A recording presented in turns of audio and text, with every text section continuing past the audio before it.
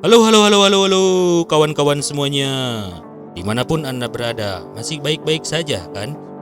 Kali ini saya akan membawakan sebuah alur cerita film yang berjudul Virtuoso 2021. Film ini dibintangi oleh salah satu aktor senior Anson Mount. Si cantik yang bahenol Nerkom, Abby Cornish, yang bermain di film Perfect 2018. Dan didukung pemain-pemain lainnya, yang lumayan sih dari sisi perannya. Dalam film ini diceritakan seorang pembunuh bayaran profesional yang masih punya hati nurani. Bagaimana jalan ceritanya? Yuk, kita tonton alur ceritanya. Tapi sebelumnya, siapkan dulu kuota. Jangan lupa isi token listrik Anda. Selamat mendengarkan dan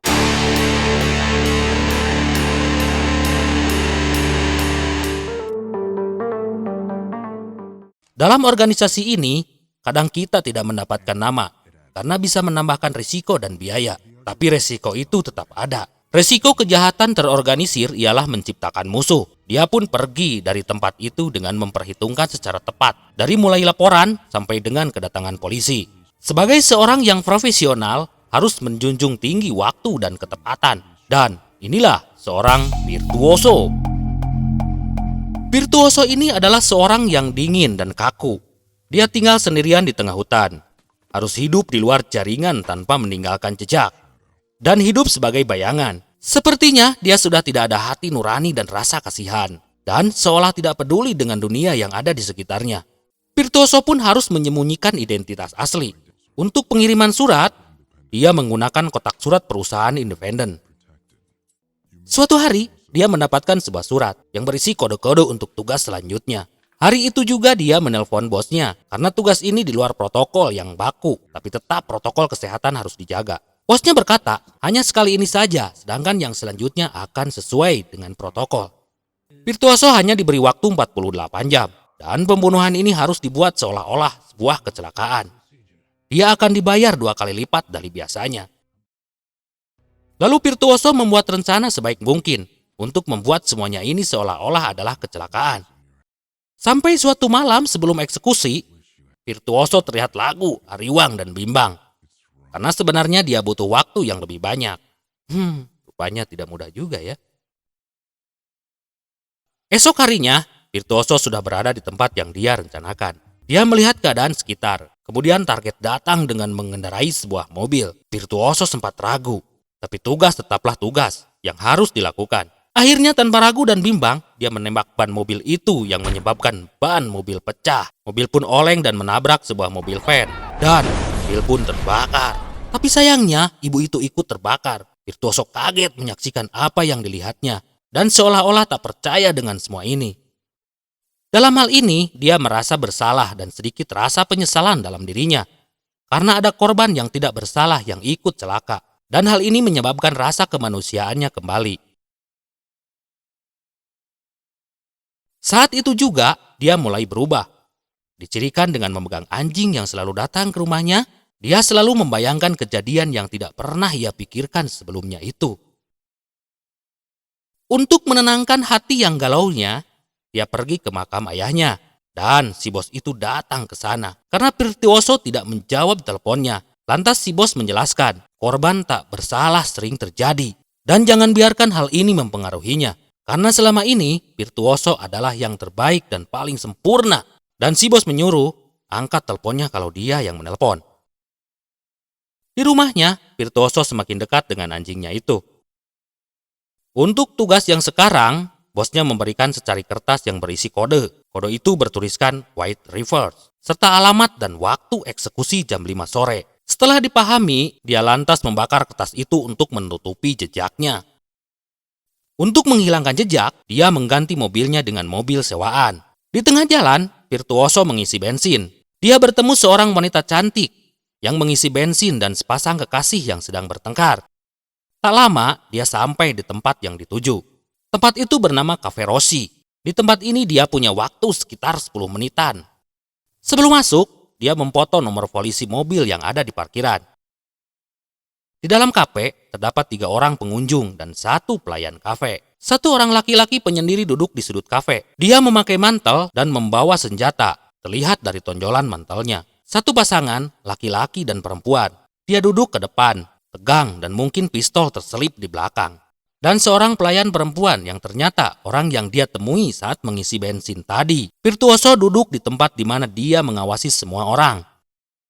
Pelayan itu datang menemui Virtuoso untuk memberikan pesanannya. Lalu dia bertanya apakah dia tahu tentang White Reapers, dan pelayan itu hanya menjawab, sungai dan arung jeram. Nomor kendaraan tadi dia masukkan ke sebuah aplikasi untuk mencari petunjuk siapakah sebenarnya target yang dia cari. Dia pun mencurigai pria menyendiri memakai mobil Ford abu.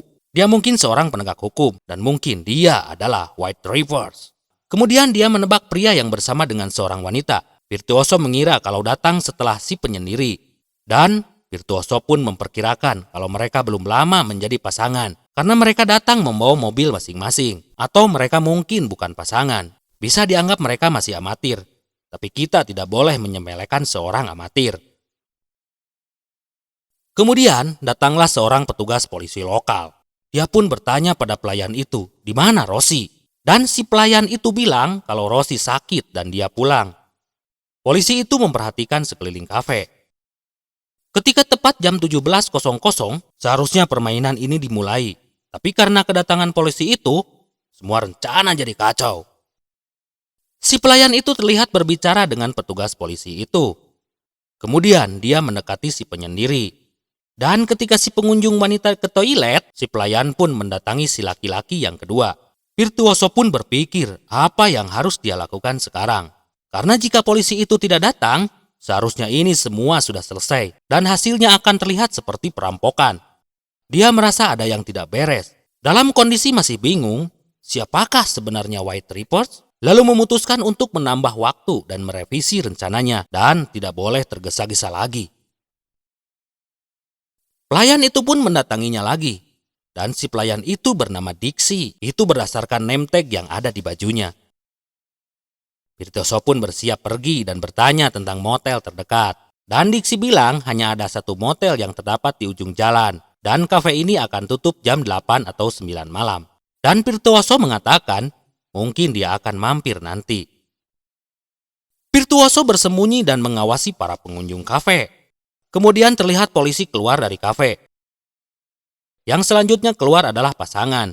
Menurut penelitiannya, mobil dan rumah atas nama si wanita. Mungkin mereka sudah berhubungan sejak lama, sehingga semua aset atas nama si wanita. Atau bisa saja mereka baru kenal. Jika yang terakhir benar, itu adalah penutup yang bagus, menurut dia. Yang terakhir keluar adalah si pria tua penyendiri. Dia satu-satunya pria dengan pistol di jaketnya, dan dia adalah target yang paling memungkinkan. Virtuoso mengikuti si pria tua itu sampai ke sebuah motel. Virtuoso pun lalu menyewa kamar di motel itu. Dia meminta kamar yang pojok, agar lebih tenang. Tapi sebenarnya kamar itu berada tepat di sebelah kamar si pria tua. Kemudian ketika si petugas hotel masuk untuk mengambil kopi, Virtuoso mencuri kunci kamar si pria tua tadi. Sampai di kamarnya, Virtuoso melihat keadaan sekitar. Kemudian Virtuoso melihat si pria tua keluar kamarnya. Dan ini kesempatan buat dia untuk masuk ke dalam kamar buruannya. Dia memasukkan pada minuman si pria tua, sedangkan dia bersembunyi di sudut kamar. Pria tua itu masuk ke dalam kamarnya. Kemudian dia meminum minuman yang sudah diberi obat tadi. Dan ketika si pria itu menyalakan TV, dia baru menyadari bahwa ada orang di belakangnya. Virtuoso sudah menodongkan pistolnya dan menyuruh si pria itu menghabiskan minumannya. Obat itu mulai bereaksi. Dia mencoba mengintegrasi. Dia mencoba mengintegrasi si pria tua dan bertanya tentang White Reapers. Tapi sayangnya, sebelum dia mendapatkan jawaban yang dia inginkan, si pria tua itu keburu meninggal karena serangan jantung. Ternyata obat itu terlalu cepat bereaksi pada si pria tua itu. Karena sebenarnya dia punya penyakit jantung yang diketahui dari obat yang didapat di kamarnya. Dan itu menyebabkan dia tidak dapat memastikan apakah si pria itu White Reapers atau bukan. Virtuoso membereskan mayat dan membuat seolah-olah dia mati karena serangan jantung. Virtuoso kembali ke kafe dan memesan makanan. Kemudian dia makan bersama Dixie dan ngobrol berdua. Sebelum pulang, Virtuoso memberitahu Dixie kalau dia menginap di motel. Modus goblok. Tak lama setelah Virtuoso sampai di motel, Diksi pun datang ke motel tempat Virtuoso tinggal. Diksi mencoba merayu Virtuoso. Tapi dengan dingin Virtuoso menolaknya. Tapi Virtuoso malah menggeledah Diksi. Dia tidak mendapatkan apapun dari Diksi. Diksi merasa dicurigai, dia hendak pamit. Karena Virtuoso tidak seperti apa yang dipikirannya. Virtuoso terus bertanya kembali tentang White Reapers pada Diksi.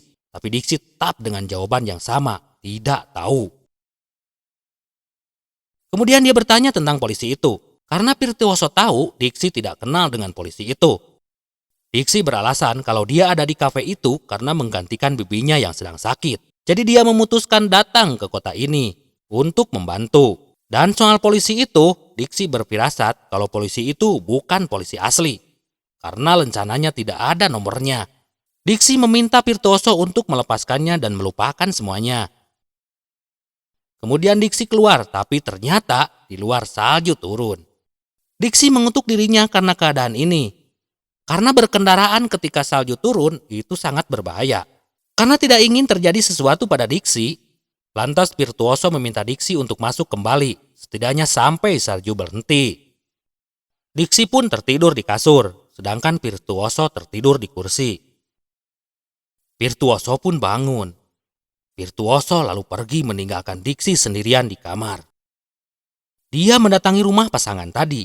Dia masuk ke dalam rumah lewat pintu belakang. Dia pun membuka satu persatu kamar untuk mencari keberadaan mereka. Tapi tiba-tiba si wanita ada di belakangnya.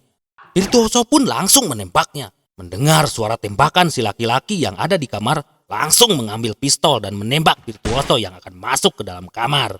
Virtuoso membalas tembakannya. Tiba-tiba si wanita loncat ke belakang badan Virtuoso. Dan ketika si laki-laki mencoba menembak Virtuoso, tembakan itu malah mengenai si wanita. Kemudian si laki-laki itu menyerang Virtuoso. Tapi Virtuoso berhasil mengalahkannya dengan menusuk kaki si laki-laki itu.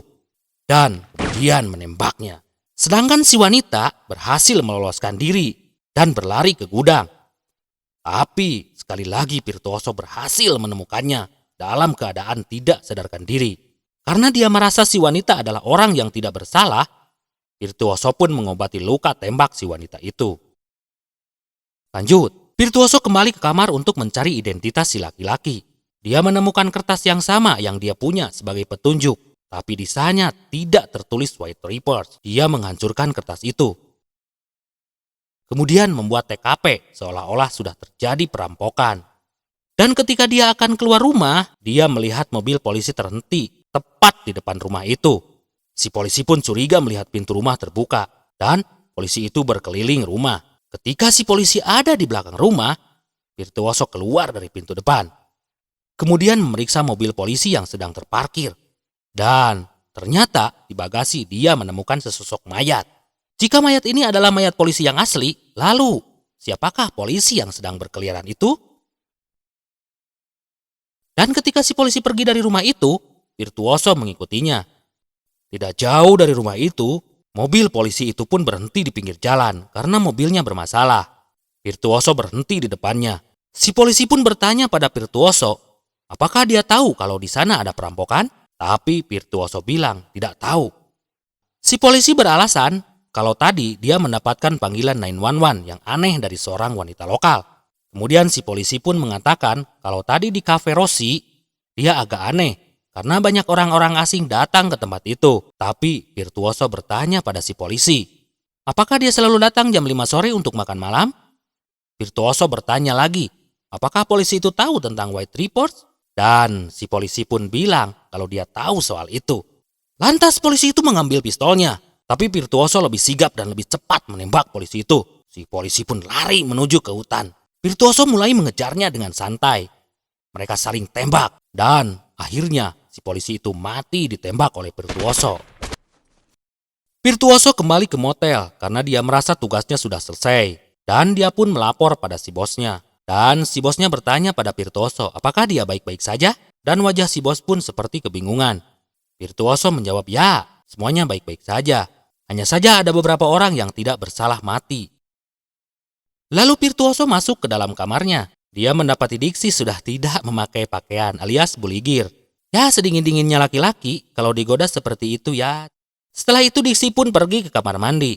Dan Virtuoso melihat sebuah paspor di atas tas milik Diksi. Dan ternyata di paspor itu tertera nama Rios Blanca. Sontak dia teringat ketika dia bertemu Diksi di kafe. Ada sedikit bercak darah di bajunya. Dan nama yang tertera pun seperti tempelan. Diksi keluar dengan menodongkan senjatanya. Dan Virtuoso pun mengatakan kalau paspor ini palsu. Diksi bertanya apakah Virtuoso membunuh semuanya? Ya, Virtuoso pun menjawab.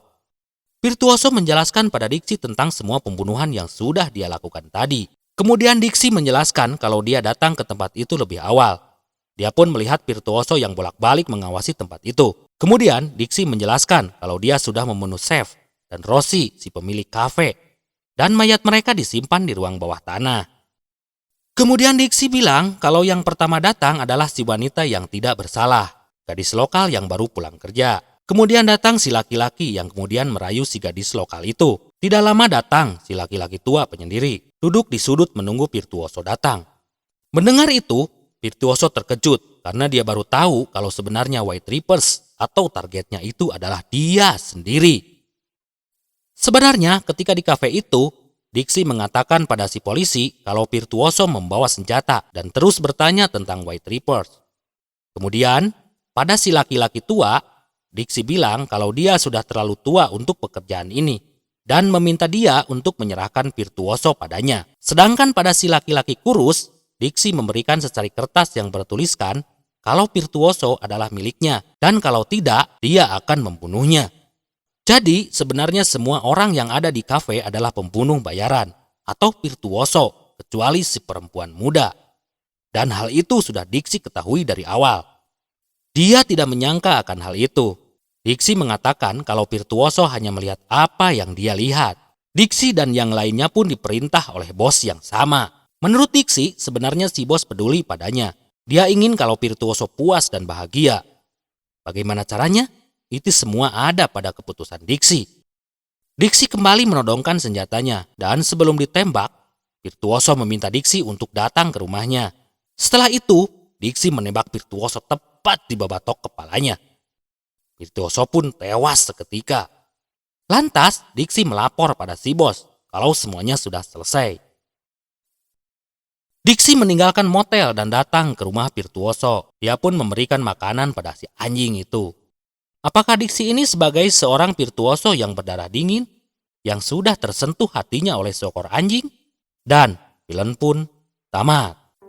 Film ini cukup menarik, dari mulai ceritanya hingga pemerannya. Bisa kita katakan lumayan lah. Hingga sampai 1,5 jam, saya belum tahu target dari Virtuoso ini. Dalam film ini juga, kita bisa mengambil hikmahnya. Di antaranya, setiap pekerjaan harus direncanakan dengan matang dan mesti menghargai waktu. Karena waktu yang sekarang kita lewati tidak akan terulang lagi di masa datang. Segitu aja alur cerita dari saya. Terima kasih. Wassalam. Salam otak waras Indonesia. Dan tetap merdeka.